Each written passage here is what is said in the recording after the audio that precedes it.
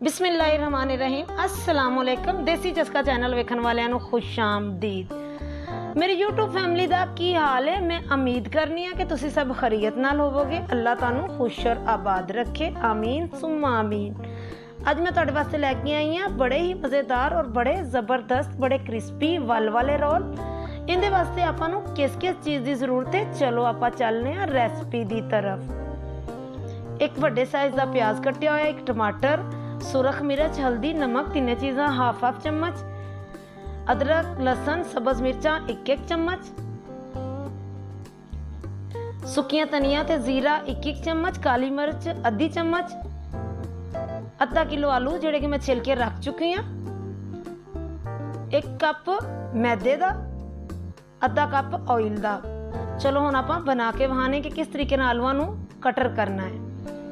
Cutter लैके मूली cutter भी तुसीं लै सकदे हो ते सलाद वाला कटर भी लै सकदे हो। उहदे नाल इहनूं इस तरह वेखो किन्ने अच्छे और ज़बरदस्त मुलायम हो जांदे ने। अगर तुहाडे कोल दोनों कटर ही ना होण ते तुसीं हत्थ नाल भी मैश कर सकदे जे। वेखो इस तरह इन्ने अच्छे ज़बरदस्त हो चुके ने। चलो आपां हुण तुहानूं मैदे दा जिहड़ी गोह तैयार करनी वो तैयार करके विखाने आ। पहले मैदा पाया, एक चम्मच ऑयल का पा लिया, अद्धा चम्मच जीरा ते नमक पा लिया। इन्हां नूं अच्छे तरीके दे नाल पहलों मिक्स कर लेना। मिक्स करने तो बाद थोड़ा जिन्ना ही पानी पाना है। ज़्यादा पतला भी ना होए ते ज़्यादा नरम भी ना होए। जिहड़ा आपां घर वास्ते आटा गुन्नी दा उहदे नालों थोड़ा जिन्ना ही सख्त होना चाहिए है। वेख सकते हो कितना अच्छा और कितना ज़बरदस्त अपना गोह तकरीबन तैयार हो चुकी है। अगर तुहानूं मेरी वीडियो अच्छी लगे तो वीडियो नूं लाइक करना, चैनल नूं सबसक्राइब करना, बैल के निशान नूं दबा के आल ते ज़रूर सैट करना।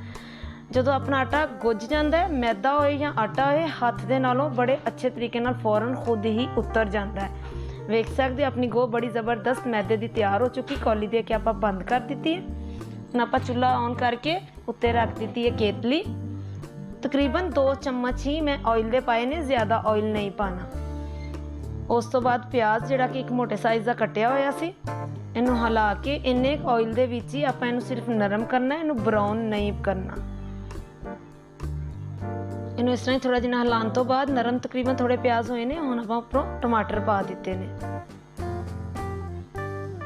इन्हां नू हिला के थोड़े जिन्ने होर प्याज भी नरम हो जान ते टमाटर भी नरम हो जान, इस तरह ही हिलाई जाना है।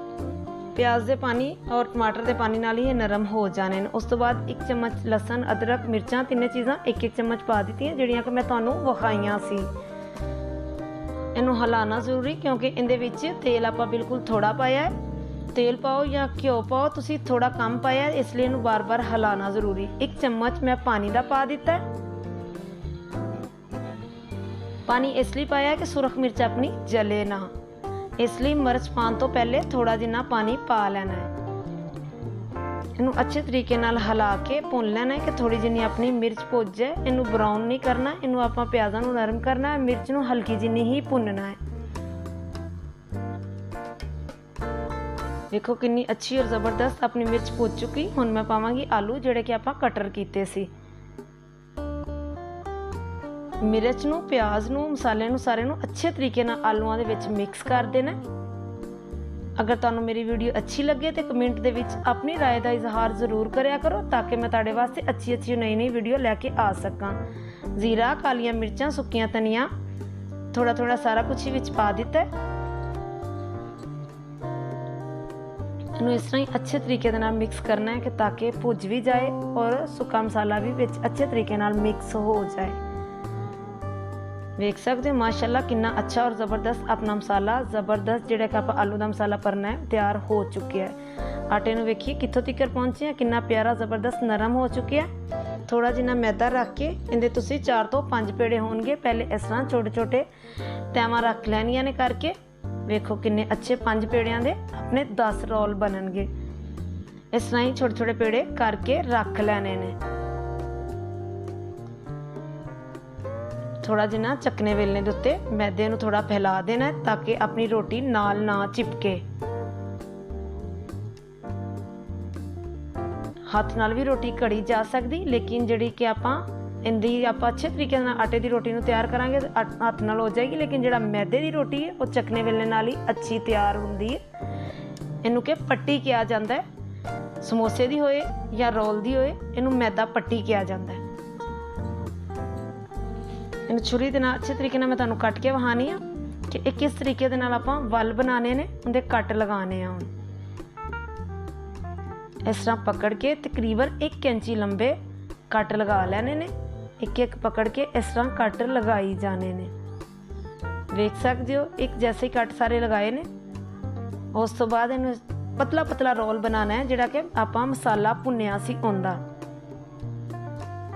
ਰੋਲ ਬਣਾਉਣ ਤੋਂ ਬਾਅਦ ਪਰਲੀ ਸਾਈਡ ਨੂੰ ਫੜ ਕੇ ਉੱਪਰ ਅੱਛੇ ਤਰੀਕੇ ਦੇ ਨਾਲ ਫੋਲਡ ਕਰ ਦਿਆਂਗੇ।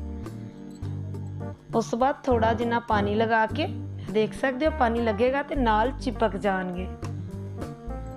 दूसरी साइड भी फड़ के इस तरह ही ऊपर देख सकते हो कितना अच्छा और ज़बरदस्त रोल बन चलिया। इन्हू पकड़ांगे, पकड़ के इस तरह वलावे दे के ऊपर लगाई जावांगे, जिहड़े कि वल वाले बड़े ही क्रिस्पी रोल बनते हैं। देख के ही मूँह च पानी आना शुरू हो जाता है, इन्ने अच्छे और ज़बरदस्त रोल बनते हैं। बच्चे भी बड़े ही शौक के नाल खांदे ने। तुसीं बाज़ारी रोल लैके खांदे हो, लेकिन घर बनाओगे तो बच्चे बड़े ही शौक नाल खाणगे। देख सकते हो किन्ने अच्छे और ज़बरदस्त रोल अपने तैयार हो चुके हैं। कढ़ाई दे विच मैं पहले ही ऑयल पा के रख चुकी सा ताकि अच्छे तरीके नाल जल जाए।